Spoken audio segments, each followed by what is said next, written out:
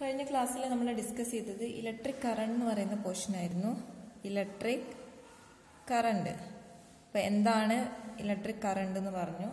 പിന്നെ നമ്മൾ magnetic field അല്ലെങ്കിൽ ഇലക്ട്രിക് കറണ്ടിന്റെ ടേംസിൽ സർഫസ് കറണ്ടും ലീനിയർ കറണ്ടും സർഫസ് കറണ്ടും വോളിയം കറണ്ടും എന്താണെന്ന് ഡിസ്കസ് ചെയ്തു അല്ലേ. അതിനുശേഷം നമ്മൾ ലീനിയർ കറണ്ടും സർഫസ് കറണ്ടും 3 റിലേഷൻസ് ആണ് പഠിച്ചത് അല്ലേ. ഏതൊക്കെയായിരുന്നു? ലീനിയർ കറണ്ടും ലീനിയർ ചാർജ് ഡെൻസിറ്റിയും വെലോസിറ്റിയും തമ്മിലുള്ള relation I equal to lambda V.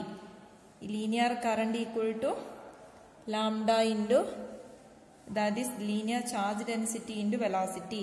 ഇതേപോലെ നമ്മൾ അത് ലീനിയർ കറണ്ടിന്റെ കാര്യത്തിൽ സർഫസ് കറണ്ട് ഡെൻസിറ്റിയിൽ നമ്മൾ K equal to sigma V എന്ന് കണ്ടു അല്ലെ. അതായത് surface charge density into velocity, നമുക്ക് സർഫസ് കറണ്ടിന് surface charge density into velocity എന്ന് എഴുതാൻ പറ്റും. അതേപോലെ വോളിയം കറണ്ട് ഡെൻസിറ്റി J എങ്ങനെയായിരുന്നു നമുക്ക് എക്സ്പ്രസ് ചെയ്യാൻ പറ്റുന്നത്?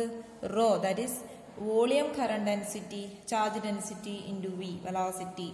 അപ്പൊ നമുക്ക് ഈ 3 കേസസിലും ഉള്ള കറണ്ട്, അതായത് ലീനിയർ കറണ്ട് എന്താണ്, സർഫസ് കറണ്ട് എന്താണ്, വോളിയം കറണ്ട് എന്താണെന്ന് നമ്മൾ ഡിസ്കസ് ചെയ്തു. ഇനി നിങ്ങൾ നോക്കൂ, നമ്മൾ സപ്പോസ് ചാർജ് Q എന്ന് പറയുന്ന ഒരു ചാർജ് മൂവ് ചെയ്യുന്ന സമയത്ത് അവിടെ എന്ത് ചെയ്യും? കറണ്ട് ഫ്ലോ ചെയ്യും. അതുകൊണ്ട് തന്നെ അവിടെ ഒരു മാഗ്നറ്റിക് ഫീൽഡും അതുമായിട്ട് അസോസിയേറ്റ് ചെയ്തിരിക്കും അല്ലെ. അപ്പൊ മാഗ്നറ്റിക്, ഇനി നമുക്ക് ഈ ഓരോ കേസിലുമുള്ള ഫോഴ്സ്, ഈ എക്സ്പീരിയൻസ് ചെയ്യുന്ന മാഗ്നറ്റിക് ഫോഴ്സ് എത്രത്തോളമാണെന്നുള്ളതാണ് നമ്മൾ ഇനി കാൽക്കുലേറ്റ് ചെയ്യാൻ പോകുന്നത്. അപ്പൊ നമുക്കറിയാം general expression force F equal to എന്താണ്? Q into V cross B ആണ്. Where Q is the charge, V is the velocity and B is the magnetic field. Then now we want to find the expression for the force for each of these cases. അതായത് ആദ്യം linear കറണ്ടിന്റെ കാര്യത്തിലുള്ള force കണ്ടുപിടിക്കണം. അതേപോലെ surface കറണ്ടിന്റെ ടേംസിലുള്ള അല്ലെങ്കിൽ അതിന്റെ force കണ്ടുപിടിക്കണം. അതുപോലെ വോളിയം കറണ്ട് ഡെൻസിറ്റിയിലുമുള്ള ഫോഴ്സ് കണ്ടുപിടിക്കണം. സപ്പോസ് ആദ്യം നമുക്ക് linear charge linear current density അല്ലെങ്കിൽ ലീനിയർ കറണ്ടിന്റെ കാര്യത്തിലുള്ള ഫോഴ്സ് എന്താന്ന് കണ്ടുപിടിക്കാം. ലീനിയർ കറണ്ട് സപ്പോസ് നമുക്കറിയാം F ഈക്വൽ ടു ഒരു കണ്ടക്ടർ ഉണ്ട്, ലോങ് കണ്ടക്ടർ ഉണ്ട്. അതിൽ L ആണ് ഇതിന്റെ ടോട്ടൽ ലെങ്ത്. ഇവിടുന്ന് ഒരു സ്മോൾ ലെങ്ത് DL നമ്മൾ എടുത്തു. DL എന്ന് പറയുന്ന ഒരു ലെങ്ത് നമ്മൾ എടുത്തു. ഈ DL ലെങ്ത്തിലൂടെ ഫ്ലോ ചെയ്യുന്ന ചാർജ് ആണ് എന്ത്? DQ. DQ എന്ന് പറയുന്ന ചാർജ് ആണ് ഈ DL ലെങ്ത്തിൽ മൂവ് ചെയ്യുന്നത്. ദെൻ ഇവിടെ എക്സ്പീരിയൻസ് ചെയ്യുന്നത്, അപ്പൊ നിങ്ങൾ നോക്ക്, ഇവിടെ ഒരു ഫോഴ്സ് എക്സ്പീരിയൻസ് ചെയ്യൂ അല്ലെ. ഇവിടെ എക്സ്പീരിയൻസ് ചെയ്യുന്ന ഫോഴ്സ് എന്താണ്? DF ആണ്. F എന്ന് പറഞ്ഞാൽ ടോട്ടൽ ലെങ്ത്തിൽ എക്സ്പീരിയൻസ് ചെയ്യുന്ന ഫോഴ്സ് ആണ്. DF എന്ന് പറഞ്ഞാലോ സ്മോൾ ഫോഴ്സ് ആണ്. ഓക്കെ, അപ്പം DF, ഇനി നമുക്ക് ഈ DF ആണ്, ഈ സ്മോൾ ലെങ്ത്തില് DF കണ്ടിട്ട് ടോട്ടൽ ഇന്റഗ്രേറ്റ് ചെയ്താൽ പോരെ. അപ്പം അതിന് വേണ്ടിയിട്ട് നമ്മൾ DF എത്രയാന്ന് കാൽക്കുലേറ്റ് ചെയ്യണം. So DF equal to DQ amount charge അല്ലേ ഇവിടെ ഫ്ലോ ചെയ്യുന്നത്? DQ into V cross B. ഇനിയല്ലേ വരിക? DQ into V cross B. ഇനി നോക്കൂ നിങ്ങൾ, DQ എന്ന് പറഞ്ഞാൽ എന്താണ്? ലീനിയർ കറണ്ടിന്റെ കാര്യത്തിൽ ചാർജ് അല്ലെ. DQ ചാർജ് നമുക്ക് ലീനിയർ ചാർജ് ഡെൻസിറ്റിയുടെ ടേംസിൽ എഴുതിക്കൂടെ? ലാംഡ. എങ്ങനെയായിരുന്നു നമ്മൾ ലീനിയർ ചാർജ് ഡെൻസിറ്റി ഡിഫൈൻ ചെയ്തത്? Lambda equal to DQ by DL അല്ലെ, ചാർജ് പെർ യൂണിറ്റ് ലെങ്ത് അല്ലെ. അങ്ങനെയാണെങ്കിൽ DQ ഈക്വൽ ടു എന്താ? DQ equal to lambda DL അല്ലെ. DQ equal to lambda DL. ഇനി നമുക്ക് ഈ DQവിന് ഈ ലാംഡ DL സബ്സ്റ്റിറ്റ്യൂട്ട് ചെയ്യാം. So DF equal to small force ആണ് കേട്ടോ, ഈ DL ലെങ്ത്തിലുള്ള ഫോഴ്സ് ആണ് DF, അതാണ് നമ്മൾ കാൽക്കുലേറ്റ് ചെയ്യുന്നത്. So DQ equal to lambda DL into V cross B. അപ്പൊ ഇത്രയും കാര്യം മനസ്സിലായല്ലോ. ഇനി നോക്ക്, നമ്മൾ lambda linear charge density constant ആണ് അല്ലെ. അപ്പൊ അത് നമുക്ക് എന്ത് ചെയ്യാം? ഇതിനുള്ളിലേക്ക് മൾട്ടിപ്ലൈ ചെയ്യാം. That is DL lambda V cross B. ഇനി നോക്ക്, ലാംഡ V എന്ന് പറഞ്ഞാൽ എന്തായിരുന്നു? ലാംഡ V എന്ന് പറഞ്ഞാല് I, ലീനിയർ കറണ്ട് ആയിരുന്നു അല്ലെ. അപ്പൊ ഈ ലാംഡ വിക്ക് പകരം I എന്ന് കൊടുത്തൂടെ? So DL into I cross B. ഇവിടെ നോക്കൂ, DLന്റെ ഡയറക്ഷനും Iയുടെ ഡയറക്ഷനും ഈ ഡയറക്ഷൻ ആണ് അല്ലെ. സെയിം ആയതിനാൽ നമുക്കിത് ചേഞ്ച് ചെയ്താലും വലിയ എഫക്ട് ഇല്ലല്ലോ, ഇല്ല അല്ലെ. അപ്പം അതിനു മുമ്പ് നമുക്ക് DF ഓക്കെ, ഡി എഫ് ആണ് നമ്മളിവിടെ കാൽക്കുലേറ്റ് ചെയ്തത് അല്ലേ. അപ്പൊ ഡി എഫ് കാൽക്കുലേറ്റ് ചെയ്ത് ടോട്ടൽ എഫ് എങ്ങനെ കാൽക്കുലേറ്റ് ചെയ്യും? എഫ് ഈക്വൽ ടു ഇന്റഗ്രേറ്റ് ചെയ്യുക അല്ലെ. ഇങ്ങനെ ഡി എഫുകൾ കണ്ടിന്യൂസ് ആയിട്ട് സം ചെയ്താൽ നമുക്ക് എന്ത് കിട്ടും? ടോട്ടൽ ഫോഴ്സ് കിട്ടും. So F equal to integral D F. ഇനി ഡി എഫിന് വാല്യൂ സബ്സ്റ്റിറ്റ്യൂട്ട് ചെയ്യുക, that is D L into I cross B.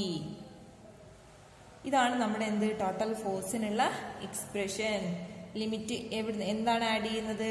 L ലെങ്ത്തിലാണ് നമ്മൾ ആഡ് ചെയ്യുന്നത് അല്ലെ. ഇനി നോക്ക് നിങ്ങൾ, ഡി എല്ലിന്റെ ഡയറക്ഷനും ഐയുടെ ഡയറക്ഷനും സെയിം ആയതിനാൽ നമുക്ക് അതിനൊന്ന് ഇന്റർചേഞ്ച് ചെയ്താലും എഫക്ട് ചേഞ്ച് ഒന്നും വരില്ല. That is I into D L cross B. അപ്പൊ ഇതാണ് നമ്മളെ ലീനിയർ കറണ്ടിന്റെ കേസിലുള്ള ഫോഴ്സിനുള്ള expression. F equal to integral I into D L cross B. അപ്പൊ ഇത് കൃത്യമായിട്ട് മനസ്സിലായല്ലോ. ഇനി ഇതേപോലെ തന്നെയാണ് സെയിം മെത്തേഡിലാണ് നമ്മൾ എന്ത് സർഫസ് കറണ്ട് ഡെൻസിറ്റിയിലും വോളിയം കറണ്ട് ഡെൻസിറ്റിയിലുമുള്ള ഫോഴ്സ് നമ്മൾ കാൽക്കുലേറ്റ് ചെയ്യുന്നത്. ഇനി സെക്കൻഡ് ആണ് surface current density. Surface current density ഇപ്പൊ ഇവിടെ നോക്ക്, നമുക്കൊരു സർഫസ് ആണ് നമ്മൾ ഇവിടെ കൺസിഡർ ചെയ്യുന്നത് അല്ലേ. നേരത്തെ നമ്മളൊരു ലൈൻ ആണെങ്കിൽ ഇവിടെ ഒരു എസ് ഏരിയ ഉള്ള ഒരു സർഫസ് ഉണ്ട്. അതിന്റെ സർഫസ് ചാർജ് ഡെൻസിറ്റി സിഗ്മയാണ്.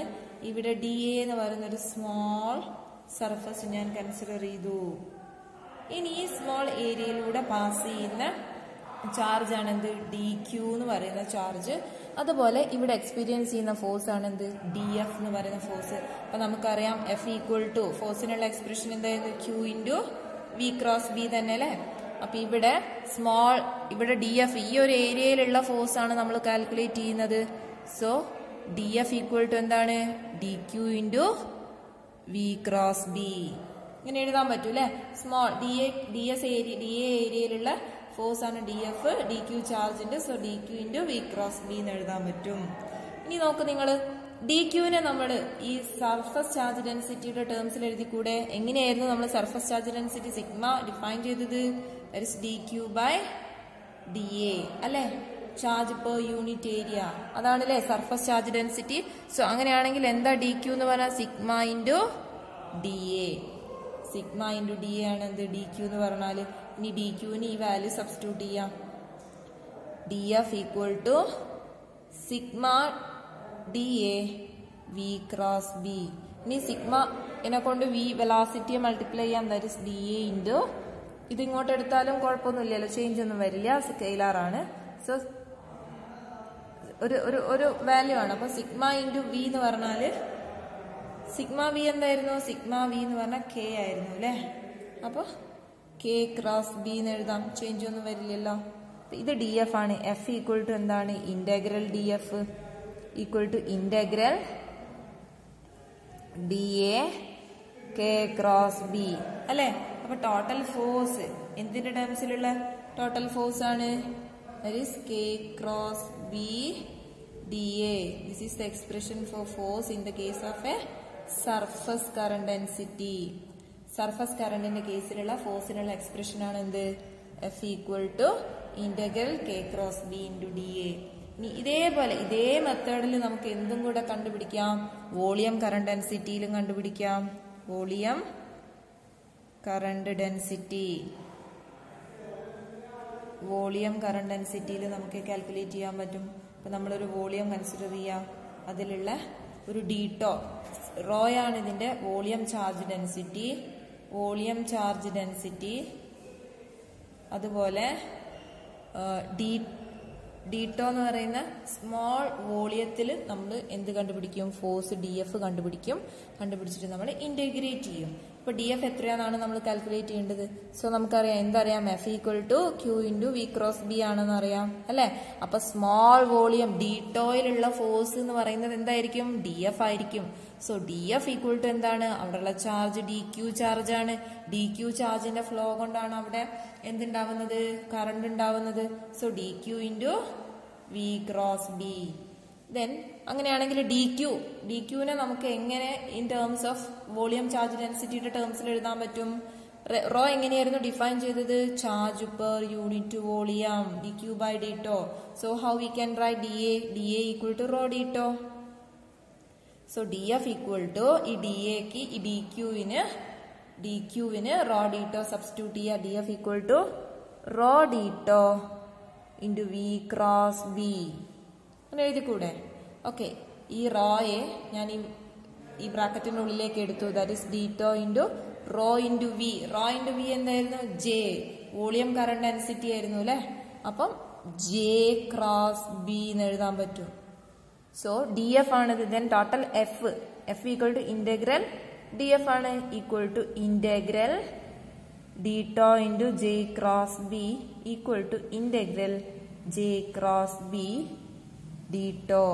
ഇതാണ് എന്ത്? ഫോഴ്സിന്റെ എക്സ്പ്രഷൻ. എന്തിന്റെ കേസിലുള്ള? വോളിയം കറണ്ട് ഡെൻസിറ്റിയുടെ ടേംസിലുള്ള ഫോഴ്സിന്, total magnetic force experienced by the whole matter. നമ്മൾ ആ ഒരു വോളിയത്തിൽ ടോട്ടൽ എക്സ്പീരിയൻസ് ചെയ്യുന്ന മാഗ്നറ്റിക് ഫോഴ്സിന്റെ എക്സ്പ്രഷൻ ആണിത്. അപ്പൊ ഈ ലീനിയർ കറണ്ട് ഡെൻസിറ്റിയിലെ ടോട്ടൽ മാഗ്നറ്റിക് ഫോഴ്സ് എന്ന് പറഞ്ഞാൽ F equal to integral I into D L cross B ആണ്. അതുപോലെ സർഫസ് കറണ്ട് ഡെൻസിറ്റിയുടെ ടേംസിൽ F equal to magnetic force, total magnetic force F equal to എന്താണ്? Integral K cross B D A ആണ്.